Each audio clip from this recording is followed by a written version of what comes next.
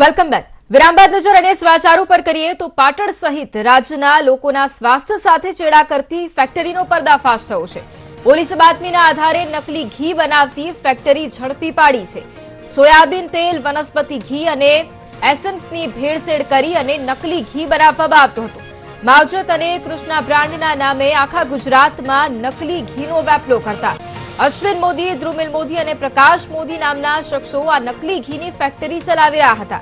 તપાસ દરમિયાન ફેક્ટરીમાં અલગ અલગ પ્રકારના ઘી બનાવવામાં આવતા હોવાનો પણ ખુલાસો થયો છે. પોલીસે ફેક્ટરીમાંથી નકલી ઘી અને સોયાબીન તેલના ડબ્બા સહિતનો પણ મુદ્દામાલ જપ્ત કર્યો છે. પાટણ એલસીબી, એસઓજી અને ફૂડ એન્ડ ડ્રગ્સની ટીમે સેમ્પલ લઈ અને લેબોરેટરીમાં તપાસ અર્થે મોકલ્યા છે.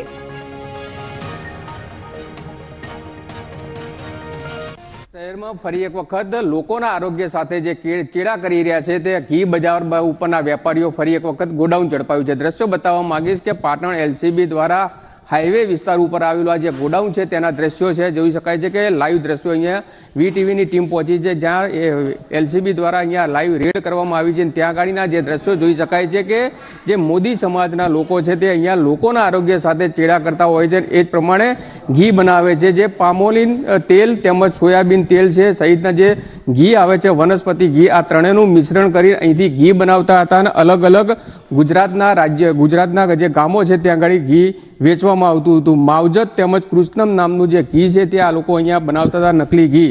અહીંયા તમામ પ્રકારનું ઘીનું મિશ્રણ કરીને તેની અંદર એસન્સ સહિતનો જે પાવડર મિશ્ર કરી તેને ઘી બનાવીને સમગ્ર ગુજરાતના અલગ અલગ ગામોની અંદર તેઓ વેચાણ કરતા હતા. સૌથી મહત્વની બાબત છે કે 500 કિલો અને 5 લીટરના અલગ અલગ પેકિંગમાં તેઓ ઘી અહીંયા બનાવતા હતા અને તેના લૂઝ પેકિંગ અને પેકિંગ સાથેનો તમામ સામગ્રી અહીંયા એલસીબીએ પકડી પાડ્યો છે. આ દ્રશ્યો જોઈ શકાય છે કે ફૂડ એન્ડ ડ્રગ્સ વિભાગ પણ અહીંયા પહોંચ્યું છે અને અત્યારે જે કાયદેસરની કાર્યવાહી છે તે હાથ ધરી છે. જે રીતે માલ અહીંથી પકડાયો છે તેને અહીંયા ફૂડ એન્ડ ડ્રગ્સ વિભાગ દ્વારા અત્યારે જોઈ શકાય છે કે તેની અંદર તેનું સેમ્પલ લઈને તેને કાયદેસરની કાર્યવાહી એટલે કે પૃથ્થકરણ માટે મોકલવામાં આવશે. પરંતુ સૌથી મહત્વની બાબત છે કે પાટણ શહેરની અંદર આ જ રીતે અવારનવાર જે નકલી ઘીના કાળા કારોબારીઓ છે તેઓ પકડાય છે, પરંતુ કાયદેસરની તેઓના સેમ્પલ લેવામાં આવે છે, પરંતુ આજ સુધી તે સેમ્પલના રિઝલ્ટ નથી આવતા. અને આ જ રીતે જે વેપારીઓ છે તે લોકોના આરોગ્ય સાથે ચેડા કરવામાં ખુલ્લો દોર મળે છે.